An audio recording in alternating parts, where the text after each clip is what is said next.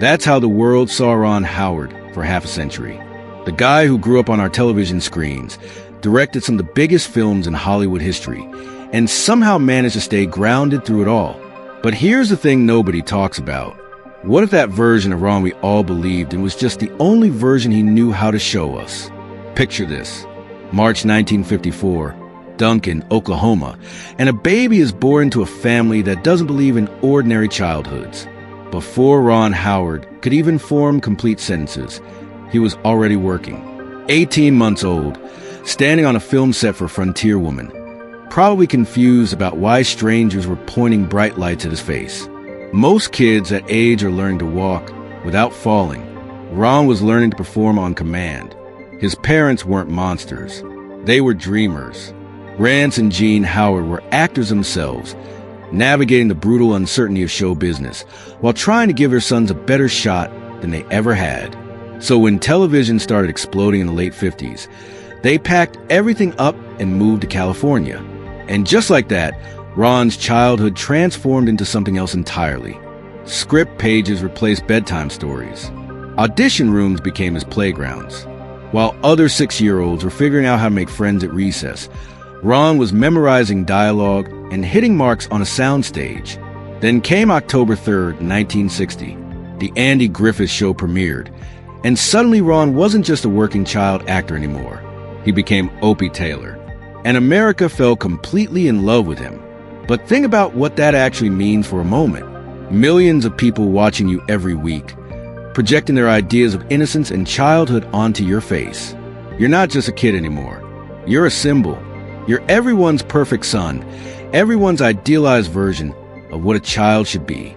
And you're 6 years old, carrying weight that would crush most adults. Ron spent his days in a tiny room near Stage 40 at Desilu Studios. He'd do his schoolwork there, surrounded by the muffled sounds of other children playing outside.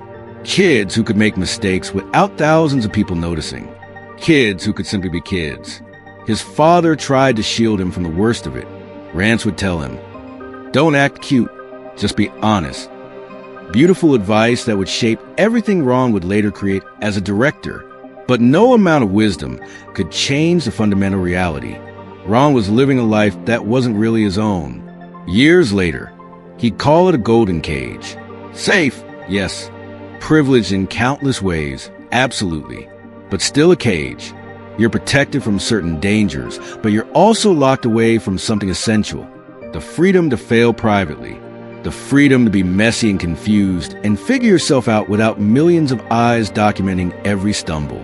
When the Andy Griffith Show wrapped in April 1968, Ron was 14. But if you looked into his eyes, you'd see someone much older. 8 seasons of being America's favorite son had aged him in ways that never showed up on camera. He'd spent his childhood split between real classrooms in Burbank and rushed tutoring sessions between takes. He learned algebra while stagehands wheeled equipment past his desk. He ate lunch not with friends from school, but with Don Knotts and Andy Griffith and the props department. And there were these small moments that reveal everything. When he was 8 years old, filming The Music Man, he completely panicked during a dance routine. Couldn't get the steps right. Felt like he was drowning in front of everyone. He whispered to Shirley Jones, voice trembling, "I can't do it, Shirley."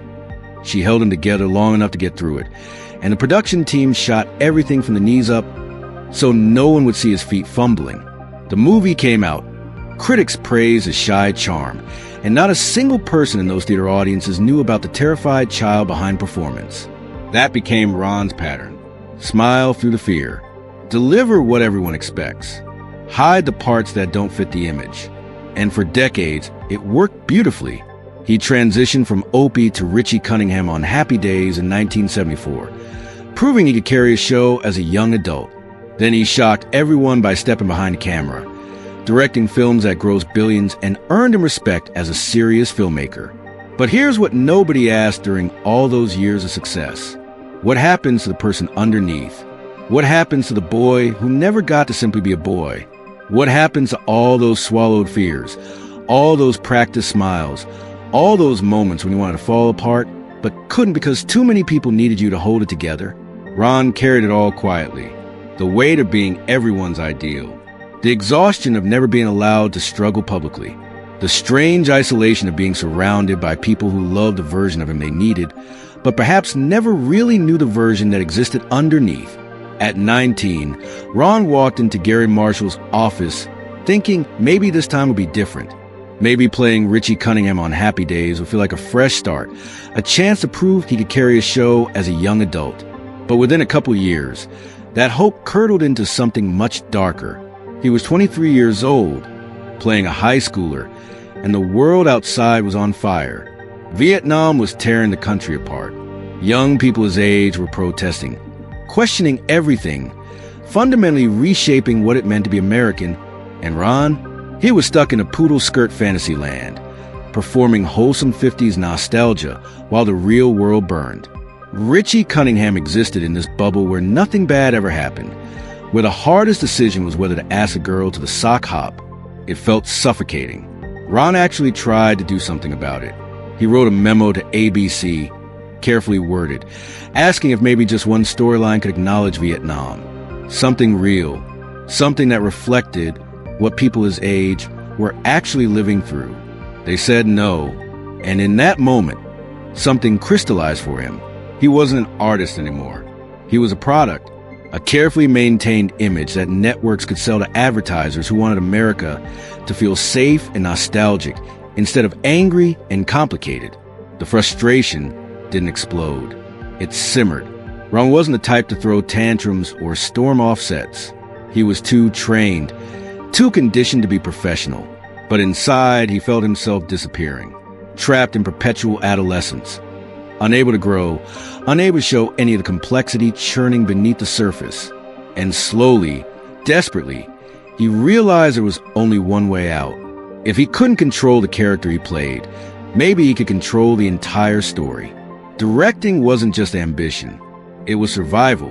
The escape route appeared in 1977 when Roger Corman, the legendary king of B-movies, offered him a deal that sounded too good to be true. Star in a forgettable car movie called Eat My Dust, and in exchange, Corman would let him direct his own film. Ron jumped at it, not because he wanted fame behind the camera, but because he needed to prove to himself that he was more than America's eternal teenager. That film became Grand Theft Auto, and Ron approached it like someone who'd been holding his breath underwater for years. He co-wrote it with his father. They scraped together a $62,000 budget. They destroyed 70 cars on camera in the most gloriously chaotic way possible. And somehow, impossibly, they made $15 million. But the money wasn't the point. For the first time in his entire life, Ron felt what it was like to have actual creative control, to make decisions that weren't filtered through network executives or sponsors or the ghost of Opie Taylor. He could finally breathe, so he kept going. Night Shift in 1982, Splash in 1984, proving he could create magic with mermaids and Tom Hanks before anyone understood what Tom Hanks would become. Then Cocoon, Willow, Parenthood. Each film expanded his reputation, earned him more trust from studios, opened bigger doors. But here's the thing about doors opening. They also let in expectations.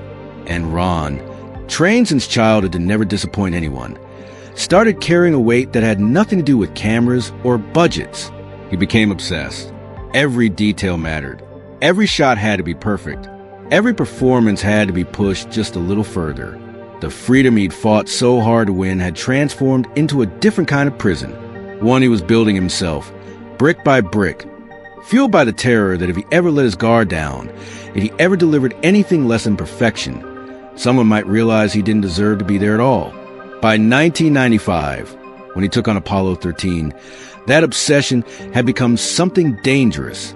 He was determined to honor the real astronauts, to tell their story with absolute precision. So he refused every shortcut. The production filmed 612 zero-gravity sequences aboard NASA's Vomit Comet. That's a plane that flies in parabolic arcs to create weightlessness for 23 seconds at a time. 23 seconds. Then they do it again. And again, 612 times. They recreated mission control using actual NASA panels, purchased for $1 each. Ron insisted every blinking light be functional. Every switch had to be in the exact position. It was during the real mission. Every line of dialogue had to match the actual flight recordings. He was recreating history with the precision of someone who couldn't bear the thought of getting even the smallest detail wrong. And he pushed himself beyond what any human body should endure. 18-hour days, 90 days straight. He'd sleep maybe 3 or 4 hours, wake up, and do it again. Crew members watched him growing thinner, more hollowed out, but nobody could stop him. Ron Howard didn't quit. That's not who he was. He was the reliable one, the professional, the man who always delivered. Until one morning, his body made the decision for him. He collapsed on set. Severe dehydration, hypertension, complete physical breakdown. His body had been screaming at him for weeks, and he'd ignored every signal because the mission mattered more than he did. The production shut down for 36 hours while he recovered enough to stand upright. When he returned to set, shaken but refusing to show it, the entire crew was wearing T-shirts that said Mission Control. Their way of saying they believed in him, that they'd follow him anywhere. But Ron knew something they didn't. He glimpsed something terrifying in that moment of collapse. He'd become his own worst enemy, the perfectionist who would burn himself to ashes before admitting he needed help. And the worst part, he knew this wasn't just about him anymore. This obsession, this inability to stop pushing, it was bleeding into everything, into his marriage, into his relationship with his children, into every quiet moment when he should have been present but was instead replaying shots in his head, second-guessing decisions that were already made. But the real breaking point wasn't about his body giving out. It was about the people who kept waiting for him to come home. 1991 should have been one of the most beautiful years of Ron's life. His daughter Jocelyn had just been born. Twins, actually. The kind of miracle that stops time and makes everything else feel small. His career was soaring. He had the creative freedom most directors spend their entire lives chasing. And then Universal greenlit Far and Away, a 6-month shoot in Ireland. 6 months on the other side of the world. And Ron said yes. He always said yes. So he left. Cheryl stayed behind with newborn twins barely old enough to recognize faces, plus their young daughter Bryce. For half a year, she raised them alone while Ron worked through endless days of rewrites, location challenges, weather delays, studio notes that arrived at midnight demanding changes by morning. He told himself it was temporary. He told himself he was building something for his family. He told himself all the things we tell ourselves when we're running from the thing we're most afraid to face. When he finally came home, the truth was waiting for him. Jocelyn didn't recognize him. This tiny human he'd helped create looked at him like a stranger. Bryce barely reacted to his return, already adjusted to a world where Dad was just a voice on the phone, a concept more than a presence. And Cheryl looked exhausted in ways that went deeper than sleepless nights. She'd been holding everything together on quiet string alone, and Ron could see what it had cost her. In 2025, more than 3 decades later, he finally admitted that moment broke something fundamental inside him, standing in his own home, realizing that all his success meant absolutely nothing if it was stealing the very people he was supposedly building a life for. He promised himself right then, never again. He would never disappear like that. He would be present. He would choose his family over his career. But here's the brutal truth about patterns we learn in childhood. They don't just disappear because we promise they will. The reshoots for Cinderella Man were dragging on. Sleepless nights, endless decisions, familiar addiction to getting every frame exactly right. And slowly, without even noticing it happening, Ron slipped back into the same cycle. Missed dinners became missed bedtimes, became missed school plays, became weeks where he was physically present, but mentally somewhere else entirely. He came home again to find his children had grown while he wasn't looking. Important moments had happened without him. And this time, the second lapse, it forced Ron to confront what he'd been running from since he was 6 years old. Standing on that soundstage, terrified he couldn't get the dance steps right. The belief that he always had to say yes, that he always had to exceed expectations, that he always had to prove he was worth the opportunities people gave him. That if he ever stopped performing, stopped delivering, stopped being extraordinary, maybe everyone would finally see the truth, that he'd been faking it all along. By their 50th wedding anniversary in 2025, Ron was finally ready to say the quiet part out loud. They donated a bench to John Burroughs High School, the place where he first met Cheryl when they were just teenagers trying to figure out who they were. And standing there, looking at the symbol of where their story began, Ron admitted something that must have taken every ounce of courage he possessed. He would give it all back. Every award gathering dust on his shelf. Every hit film that made studios trust him. Every accolade, every standing ovation, every moment of validation he'd spent his entire life chasing. He'd trade all of it for the weeks and months he lost with his children, the bedtime stories he didn't read, the scraped knees he didn't bandage, the quiet moments of just being together that disappeared while he was busy being important. But even that wasn't the hardest part of the story.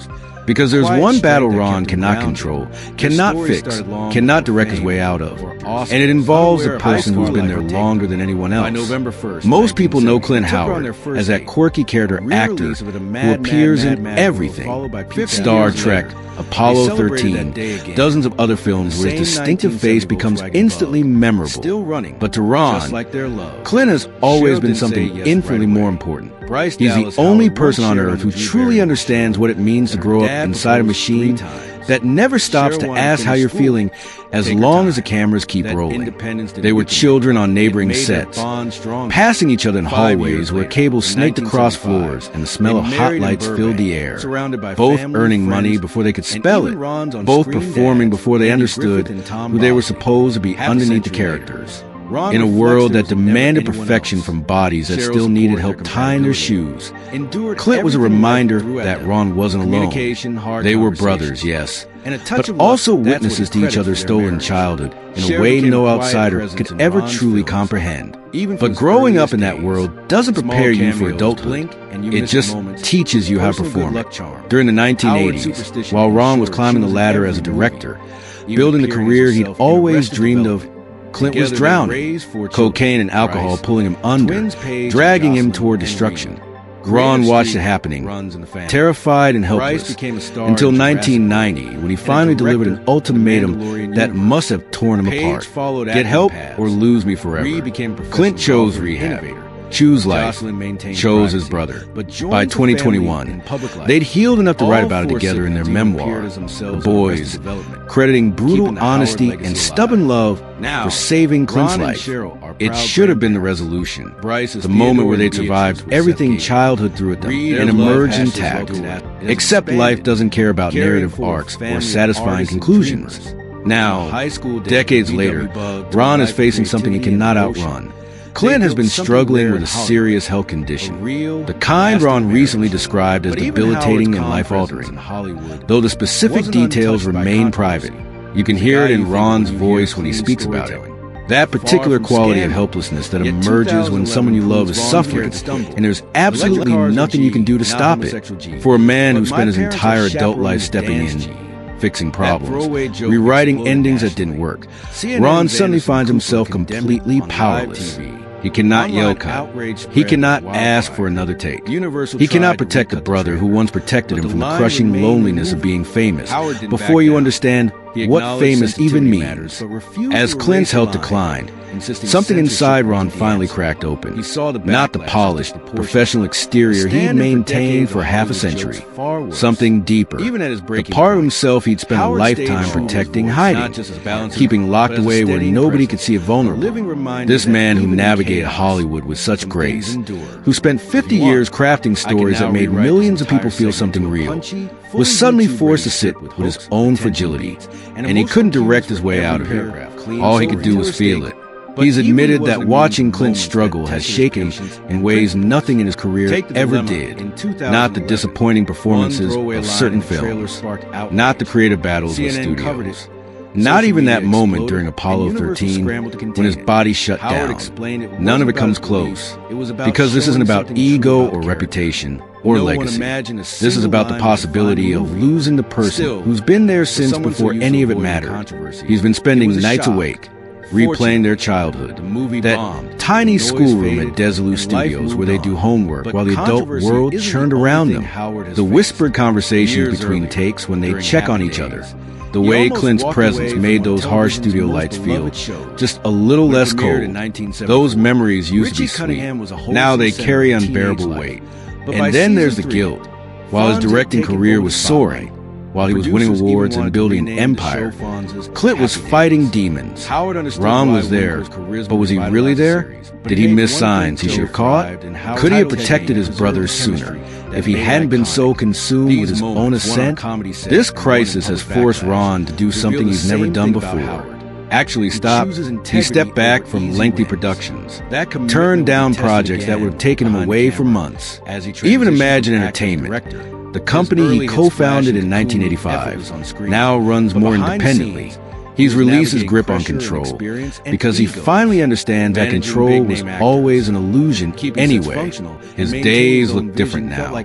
No more call sheets dictating when he wakes and sleeps. No more studio deadlines creating artificial urgency around things that don't really matter.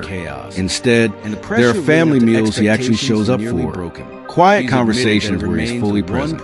Moments he's chosen not to sacrifice his time because he knows exactly what it costs when you let them slip away. And then he said something in an interview that stopped me cold. This man who spent his entire life being articulate and measured admitted that the silence between projects has made him realize something he never dared speak aloud before.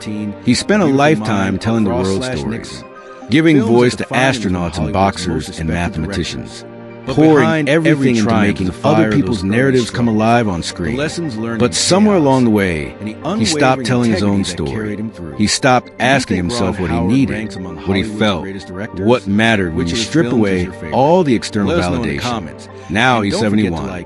He has a legacy worth hundreds of millions of dollars, decades of history that will outlive him, his name in the credits of films that define generations. And he's finally learning that none of it means anything if the people you love are slipping away while you're busy being important. That's what makes this so devastating. For fans, the shock isn't that Ron Howard faced struggles. We all know on some level that nobody makes it through life unscathed, even the gentle ones, even the good ones. The shock is that he carried all of this alone for so many years. Behind that steady smile and calm professionalism was someone drowning in guilt and fear and regret. And we never saw it because he was too skilled at performing okay.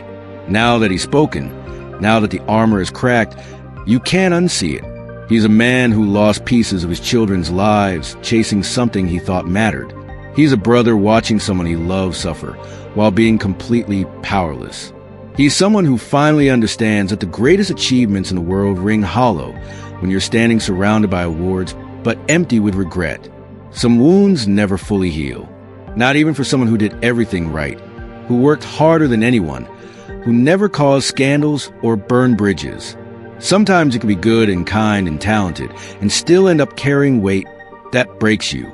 Sometimes life doesn't care how hard you tried. It just asks one question. Were you there for the moments that actually mattered? That's Ron Howard's story. Not the sanitized version we've been shown for decades, but the real one, where success and loss live in the same house, where love and regret share the same bed, where a man who gave everything to his craft is finally realizing that everything was too much to give. So which part surprised you most? Maybe it's that someone so famous could feel so alone. Maybe it's that kindness doesn't protect you from pain. Maybe it's simply the reminder that we're all fragile underneath. No matter how strong we appear from the outside, drop a comment and tell us what stayed with you. Because something tells me Ron's story is touching nerves we didn't know were exposed. And if you want more stories like this, ones that go beneath the surface and find the truth we're afraid to speak, make sure you're subscribed. Because everybody's carrying something. We just don't always hear about it until the weight becomes too heavy to hide anymore.